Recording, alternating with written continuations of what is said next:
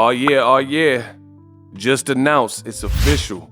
Undefeated two-time super middleweight world champion David Benavidez will take on the unbeaten two-division champion Demetrius Boo Boo Andrade. They will face off at the Michelob Ultra Arena Saturday, November 25th. Let's talk about it. What up, Fight World? It's your boy Ego, and I'm back with some more boxing. I bring to you some very good news in the super middleweight division. As I mentioned, David Benavidez will take on Boo Boo Andrade. This is a fight we've been hearing about in the background. It is now confirmed. It is now official, and I can't wait. Right before Thanksgiving, it's a little treat. I think it's the best fight we've had in the super middleweight category, including Canelo fights, in quite some time. And I will explain the Canelo side in a little bit. You got Demetrius Andrade, who through most of his career, he's been kind of avoided. Guys like Canelo Alvarez, guys like Triple G. Had no guys had Marcus, big dramas, punches, nothing. Right? They could have easily fought Demetrius Andrade. Canelo, when Andrade ran up on him after the Billy Joe Saunders performance, Canelo says, "You're a horrible fighter, horrible. Payday, you want payday." And he, tried to taunt and laugh Andrade out of the room. But many of the diehard fans were like, "Yo, Canelo, why don't you fight him? That's a good fight for you." Canelo didn't see it that way. And to this day, he hasn't fought Andrade or Benavidez. Now, speaking of Canelo, the guys in the main event here are both guys that Canelo coulda, shoulda, and woulda fought. Like, he should be fighting these guys, but now they're fighting each other since neither one of them are able to get a Canelo fight. So Canelo just did a deal with PBC and Al Heyman. He's going to be over there for at least a few fights. And his first fight was a 154-pounder in Jermell Charlo. Not Big Charlo, who's been fighting at 160, but Jermell Charlo. Now, I do know that Jermall Charlo had some issues outside the ring, so maybe that's why he couldn't be the opponent for Canelo. But it's still unacceptable if you think about it, because Canelo could have fought Jermall Charlo well before. Like, that's more recently. In the last 2-3 years he's been inactive, that's been the case. But Canelo could have fought Jermall Charlo at 154. He could have fought Jermall Charlo at 160 pounds.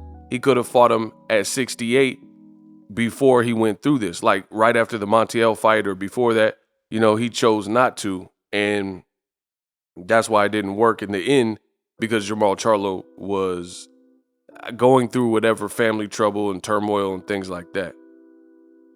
So that's Canelo. You got to ask him why he moves how he moves. But as far as Andrade and Benavidez, I love it. I think it's an amazing fight. And it's better than Canelo's fight, his first fight with PBC since signing the multi-fight deal, which was Jermell Charlo.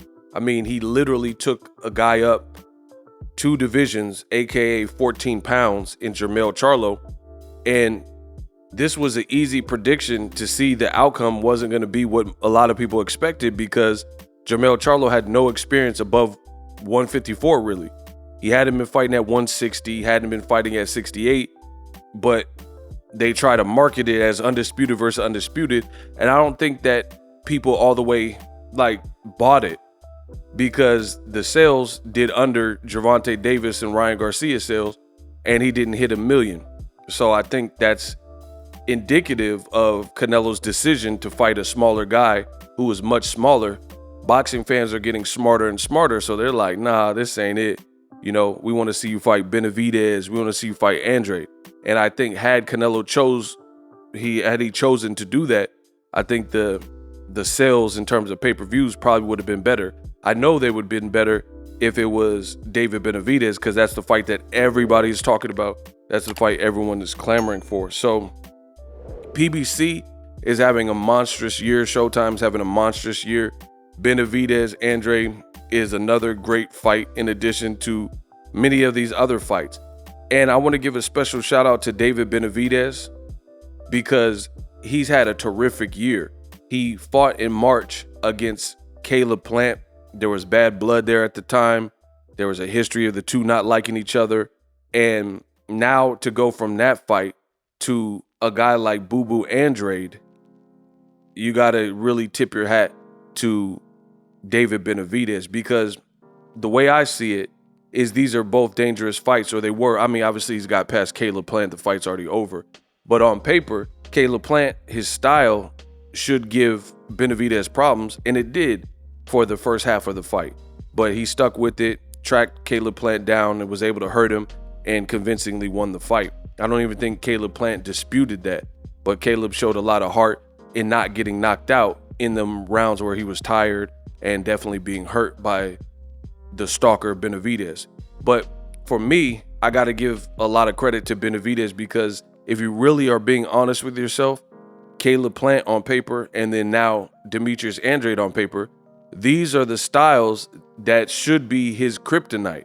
If you look at what he does really well and you look at what the opponents do really well, this is typically the style that you see kind of come forward, combination, aggressive, offensive guys stay away from, right? They don't want to fight pure boxers and guys who have lateral movement and footwork and feints and, and is going to stutter step and do all this stuff to make your night harder and you have to track them down and stuff like that. But Benavidez is obviously about that life and wants to smoke, because he's taking a guy who, like I said earlier in this video, has been avoided throughout his career. Now, the other thing is Demetrius Andrade, he just fought in January, so he just moved up to the super middleweight division. He hurt his opponent, Damon Nicholson, and that was on the Gervonta Tank Davis undercard. So all in all, it's a great fight. Tip my hat to both fighters, but especially Benavidez, because, again, a guy with his skill set, a guy with his strengths versus his weaknesses, a lot of times you see people steer away from pure boxer styles, crafty boxer styles, and he's fighting back-to-back guys who have, even though Andre fights different than Caleb Plant, they both have some of the same features in terms of they can make your night an ugly night. Like you look at Anthony Durrell versus Caleb Plant, that was a very difficult fight for Durrell, and then he got knocked out. But even before the knockout, Caleb Plant was just boxing and jabbing and making it really hard for Durrell to sit down on his punches. So Andrade, much of the same, bigger frame. I think he has more power than Caleb Plant, and he's a southpaw, and he's very awkward. So this is a banger. The official ego banger alert. I also like the fact that David Benavidez is a man of his word, because back when Demetrius Andrade was still with Eddie Hearn and he was signed to Rematch Room and he was fighting on DAZN, Benavidez called for this fight. Him and his father, Jose Benavidez, his trainer and father, they said, we'll fight Andrade. I remember Benavidez even put out a video and he was like, yo, Eddie Hearn, let's make it happen. So he didn't shift or change when Andrade left Eddie Hearn, became a free agent, left Eddie Hearn, and signed with PBC. He easily could have made an excuse or say when Andrade got there that he didn't want the fight, but he didn't do that. He stayed true to his word. So you got to respect the Benavidez's and the guys like Errol Spence, who no matter what, win, lose, or draw, they're men of their word, and they're men of honor, and they're saying, hey, I'll fight this guy. And when they say it, they mean it. Like Errol Spence, he said, Terrence, I'm coming for that muff belt, and he didn't want any other fight, no tune-ups. He stayed true to everything when Errol Spence said that. Same thing with Benavidez, because some guys will call you out, and then when the fight looks likely or makeable or manageable, then all of a sudden they'll have crazy demands and be hard to work with because they didn't really want to fight. Andrade was called out by Benavidez when he was with DAZN. Now that he's with PBC, nothing changed, and we're actually getting the fight within.